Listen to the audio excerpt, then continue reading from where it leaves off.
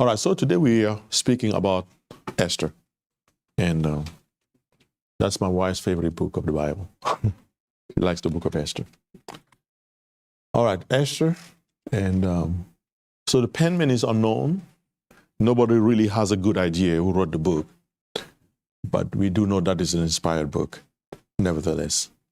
The book covers a period of 12 through 20 years. So there's some uncertainty there. 12 through 20 years. And the theme of the book is God is always at work. Or you could say God is always working. God is always at work. Now, this is a truth that, once you realize this truth in your life, once it becomes practical to you, you won't fret anymore so much when things go a different way than you expected, because you realize, okay, I may not understand what's going on, but God is always working. He's always fulfilling his purpose. He's always accomplishing his goals. And so, this book is the Romans 8:28 of the Old Testament. I mean, the whole book is, in fact, you could, if you, like a preacher, could read Romans 8:28 and have one illustration, the whole book of Esther. I've never seen someone do that, but actually you could. Like you could have Romans 8:28 as a main text and only have one illustration, just tell the story of Esther, because that's really what the book is all about. That all things work together for them that love God, for them who are called according to his purpose. So the book covers two great truths. God cared for the exiled Jews as much as he cared for the returning Jews. Now, question for you. How many returns of the Jews are documented in the scriptures? How many returns? How many waves of return from the exile? Anyone? Kai, do you have any idea? 3. Yes. Give Kai a hand. Good job, Kai. Yes. She's listening. Yes. 3 returns. That's true. 3 returns. And so the first one was, who was the leader of the first group? Gabe?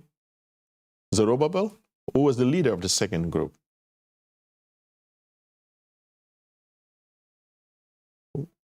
Ezra. Yeah, Ezra. And who was the leader of the third group? Okay, James. Nehemiah, that's correct. All right. And so as these people return, you remember that Nehemiah himself was in exile. Ezra used to be in exile. Zerubbabel in exile. So there were not all the Jews returned, just really a small group compared to those that remain in exile. And what we have here, everything happens in the Persian Empire, around the capital. And so God cared for the exiled Jews as much as he cared for the returning Jews. And then God is always working even when we do not see it. God is always working even when we do not see it, or we do not perceive it with our physical eyes. Okay, the outline of the book, if it was I guess, how you call it,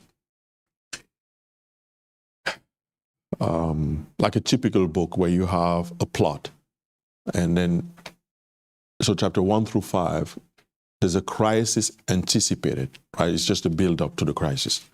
And then chapter 6 through 10 is the crisis overruled. All right, so the key words and verse, so the key word is deliverance. And then the key verse is Ruth 4, verse 14. This is a verse I'll recommend to memorize. This is a great verse. It has a lot of truth in it. And this is Esther's uncle, Mordecai, speaking to her. He says, "For if thou altogether holdest thy peace," so if you do nothing at this time, "then shall their enlargement and deliverance arise to the Jews from another place." Okay, what is he saying? He's saying that God is always working. So you can either let him use you, that's what he's telling her, or if you don't do anything, God is going to find another way to get his work done. He says, "But thou and thy father's house shall be destroyed, and who knoweth whether thou art come to the kingdom for such a time as this?" So it could even be that everything that happened to your life just happened because God was trying to put you in a place where he will use you. And so it really summarize that thought that God is at work. He's always working. All right. So, so the special features of the book. So this account, the account of Esther, fits chronologically between Ezra chapter 6 and Ezra chapter 7. In other words, the king that was Esther's husband was king between the king that is mentioned in Ezra chapter 6, this is the time of Zerubbabel, and the king of Ezra chapter 7, which is Artaxerxes, I believe, who was king during the time of Ezra. And now the main characters are King Ahasuerus. This is Esther's husband. Vashti, this is the former queen, Esther, and Mordecai, Esther's uncle, and Haman, the man who wanted to destroy the Jews. And of course, one of the greatest features of the book is that God's name is not mentioned in the whole book. And it's the only book of the Bible where the name of God is not mentioned even once. But yet, God is everywhere, all over the book. I mean, when you read the book, you see the imprints of God everywhere, even though no one mentions his name. And I believe the Spirit of God did it also in such a way to kind of bring that thought to prominence, that God is always working, even when people may not identify exactly what he's doing. He's always working.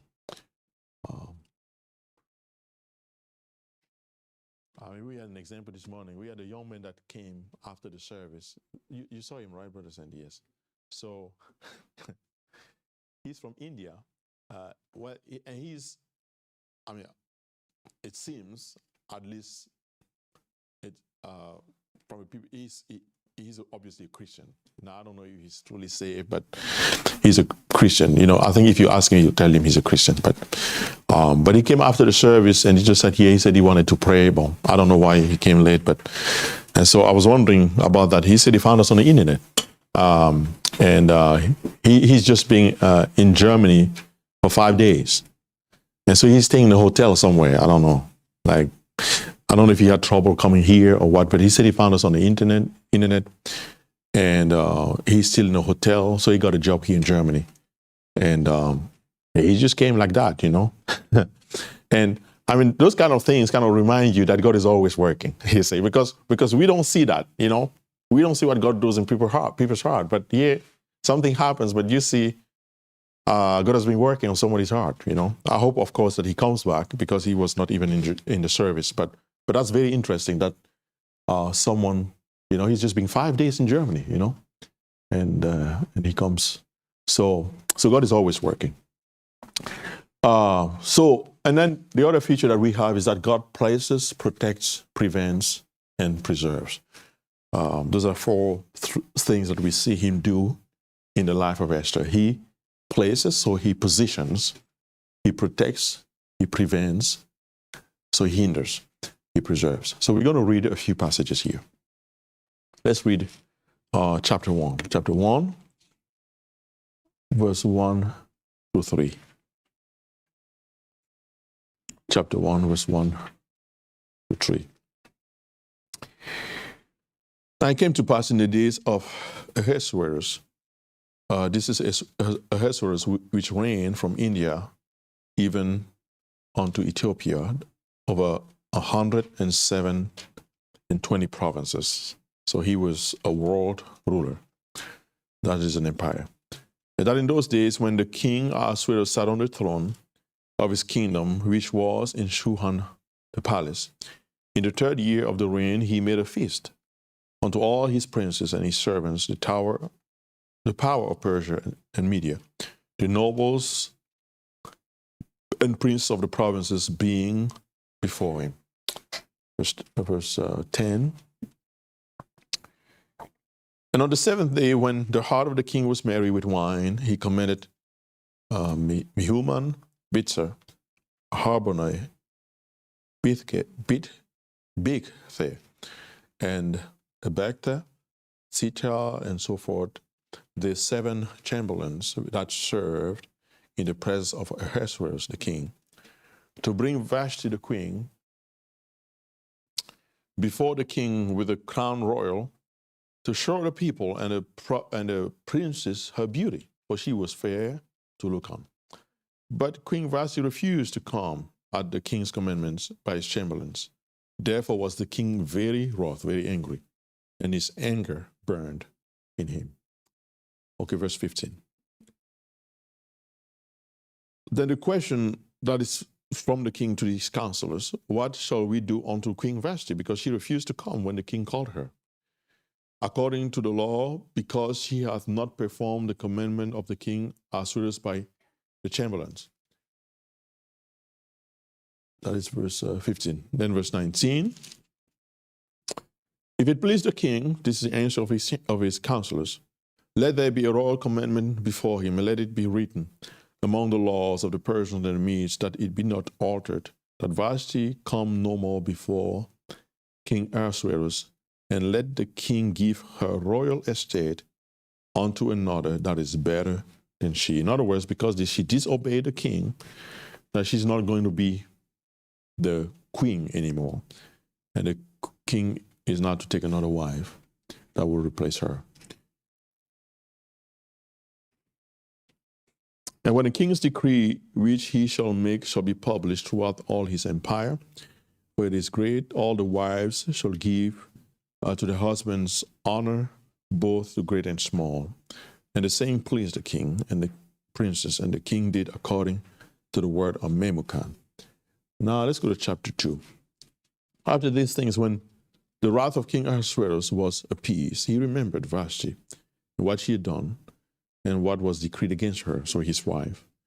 Then said the king's servants that ministered unto him, let there be fair a young virgin sought for the king, and let the king appoint officers in all the provinces of his kingdom, that they may gather together all the fair young virgins unto Shushan the palace, to the house of the women, unto the custody of Haggai the king's chamberlain, keeper of the women, and let their things for purification be given them. And let the maiden which pleased the king be queen instead of Vashti, and the thing pleased the king, and he did so. Now, it seems when you read this account that Vashti had never challenged the king. And that because it was a big deal when she said no to him. He asked her to come publicly before his guests. She said, no, I'm not an object. That's basically what she was saying, And she refused. And everybody was so upset. And it seemed it had never happened before. It was a great offense. And so now he's looking for another wife, a queen to replace her. Verse 5, now in Shushan the palace, there was a certain Jew whose name was Mordecai, the son of Jair, the son of Shimei, the son of Kish, Benjamin, who had been carried away from Jerusalem with the captivity which had been carried away with Jeconiah, king of Judah, whom Nebuchadnezzar, the king of Babylon, had carried away. And he brought up Hadassah, that is Esther. Hadassah is her Jewish name. Esther is her Persian name. His uncle's daughter, for she had neither father nor mother, and the maid was fair, she was beautiful. Whom Mordecai, when her father and mother were dead, took for his own daughter. So it came to pass that when the king's commandments and his decree was heard, and when many maidens were gathered together unto Shushan the palace, to the custody of Haggai, that Esther was brought also unto the king's house. So she was also picked or chosen to the custody of Haggai, keeper of the women. Verse 21.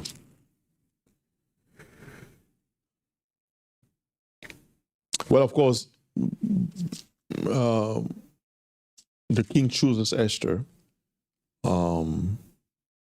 Verse 16. And so Esther was taken unto the king Ahasuerus, unto his house royal, in the 10th month. And then verse 17. And the king loved Esther above all women, and she obtained grace and favor in his sight more than all the virgins, so that he set the royal crown upon her head and made her queen instead of Vashti. Now, of course, from a human standpoint, when you read this, it's like, okay, so the queen did something that she has never done and she should never do. And of course, the king is upset, and he says, okay, what should I do? The council said, well, you need to get another wife. And they look up everybody, and they find this young girl, among many girls, of course, and she's brought to the palace with all of the girls. But from everybody that the king sees, he likes Esther the most. Now, it looks like this is random, but of course, because we know the story, we know this is not random. It is not random that the queen decided to disobey the king. Because if she had not disobeyed the king will not look for another wife. It is not also random that when they were looking for beautiful young women, among them, they liked Esther among the many. This is not random. This is all in the hand of God is all everywhere. And it's also not random that the king's heart likes Esther the most. You know the verse in Proverbs, right? It says the heart of the king is the hand of the Lord. So God is everywhere in every step because he's bringing Esther to a place where she will be able to save the Jews when Haman will try to kill them. Now you can think about Esther, but then think about your own life. There are a lot of things that happen to your life. It looks like change, but it's not change. Especially when you're a believer. The Bible says all things work together for good to them that love God. So are you someone who loves God? Now, if you love God, then all things work together for good. The things you like, the things you don't like. God is working in your life. And he does that for everyone that loves him. Verse 21. I think we read that already. Yes, 21 through 23. Chapter 2. In those days, while Mordecai sat in the king's gate. Now, why is Mordecai in the king's gate? Anybody has an idea? What is he doing there? Jonah?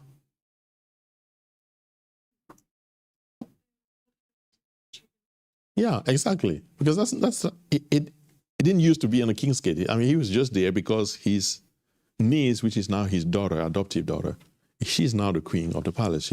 She stays there, and he wants to make sure everything is right with her.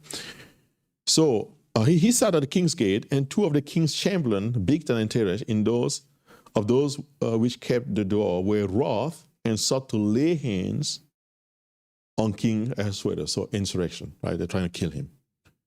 And the thing was known to Mordecai because he was around. Now, why was he around? Because he was trying to get news from Esther. And the thing was known to him. He told it unto Esther, the queen, and Esther certified the king thereof in Mordecai's name. Okay, so he was doing the work of the FBI. And when inquisitions or an inquiry was made of the matter, it was found out, so it was proven that that was true. Therefore, they were both hanged on a tree, so they were killed, and it was written in the book of the Chronicles before the king. So once again, we see the hand of God here, because God made it so that while they were conspiring against the king, that he was close by so that he could hear it. Next item, chapter 5, verse 12.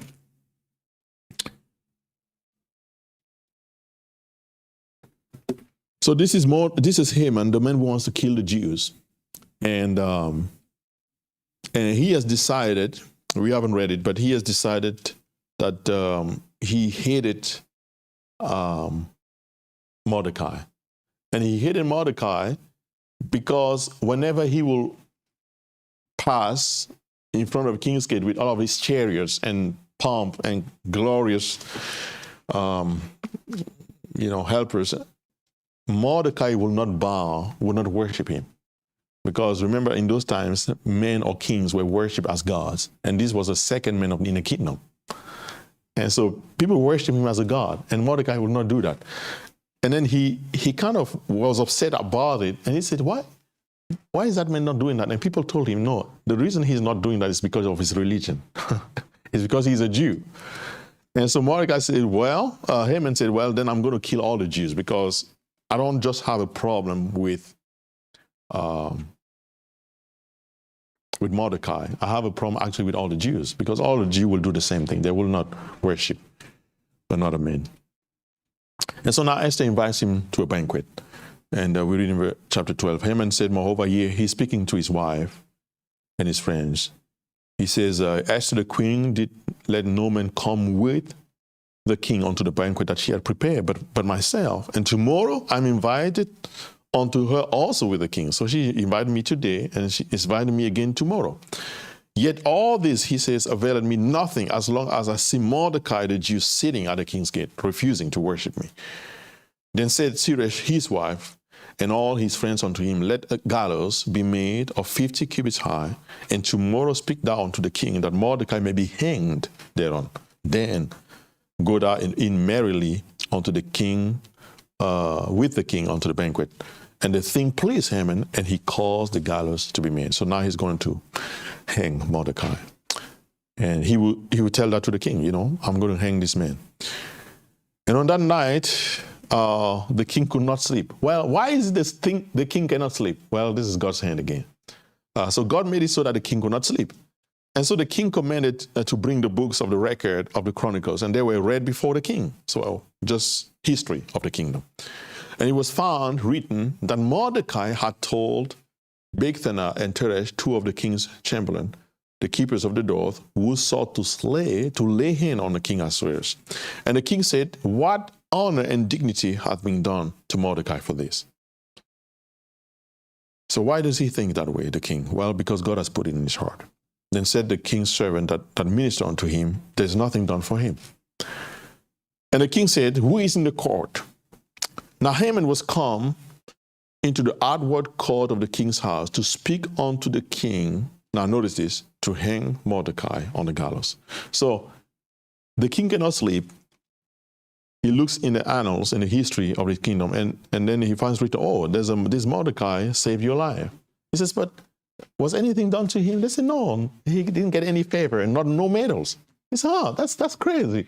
So in the morning, he's looking, he says, hey, look outside the window, who is coming? And they see Haman coming from his house where they already made the plans to hang Mordecai and kill him.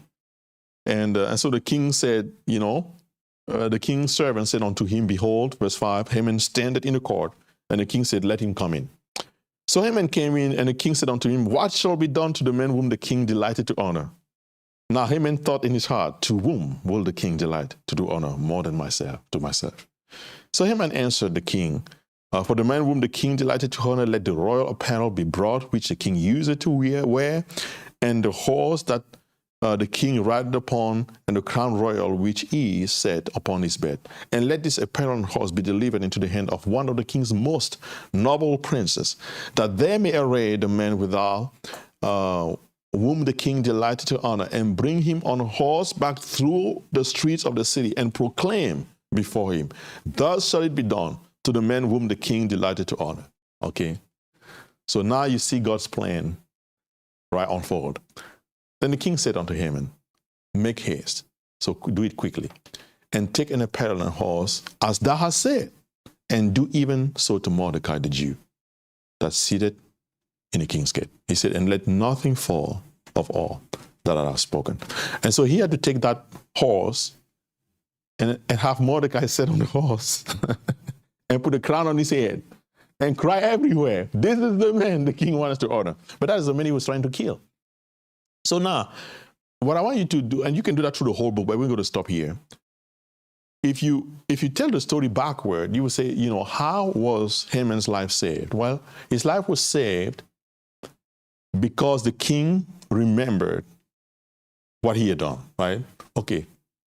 How did the king remember? Well, because the king couldn't sleep.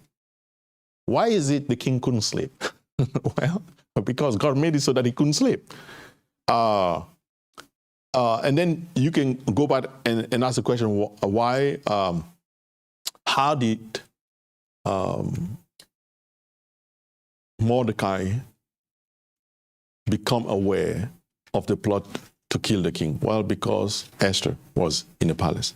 Otherwise, he would never have come there. And so you see the fingerprints of God everywhere working. And then eventually, of course, you know the story. He decides to kill all the Jews. And then they found out that the queen is a Jew, which God already knew was going to happen. And so maybe you've heard that expression, that God, there's a song actually that we sing, which says, I'm trying to remember the words. But the song says, like, God is in tomorrow, right? And God is in tomorrow, in the sense that well, I may not know what is coming my way, but God is already there. And that's what we find here, because Esther and Mordecai have no idea about what is going to happen, but obviously God has already prepared everything to save them. And he will do the same for you and me.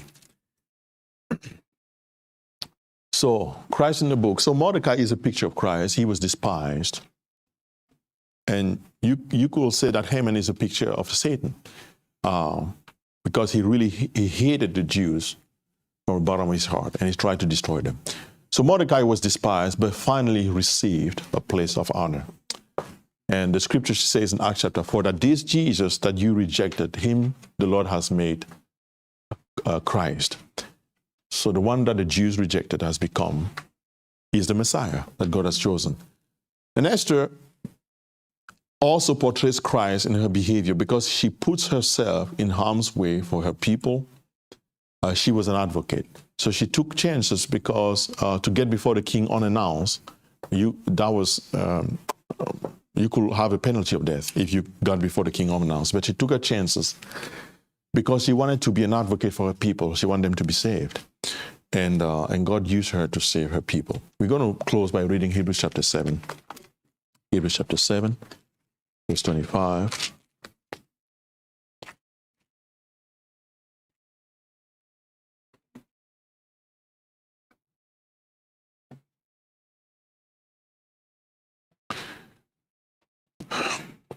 The Bible says that wherefore he is able concerning Christ also to save them to the uttermost that come unto God by him, seeing he ever liveth Christ to make intercession for them. That's what Esther did for her people.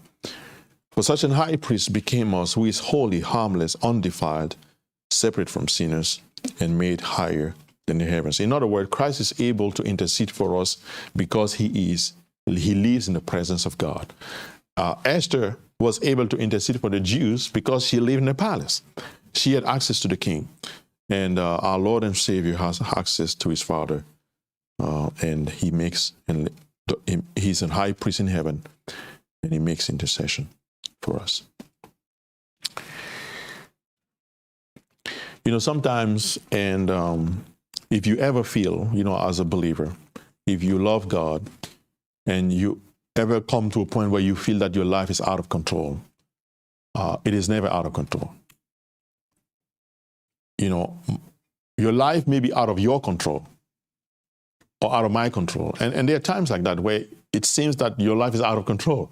But you need to remember it's out of your control. For God, everything is in control. If you love him, he has a purpose, he has a plan. And he's working, even doing things that you don't perceive, things that you don't see. And often, and for those of you who have lived long enough, you can look back and you can, after many years, you can see the hand of God everywhere in your life. Things that you thought, okay, maybe someone was trying to cause you trouble, it was an hindrance, whatever. And then you can look back and you see how God has used all of these things to bring you where you are. He was working your life even though you were not aware of it. And that is the lesson of the book of Esther. That gives us hope when we are tried, when we don't understand what is happening in our lives. That gives us hope that even though I don't know what is happening, God knows what he's doing.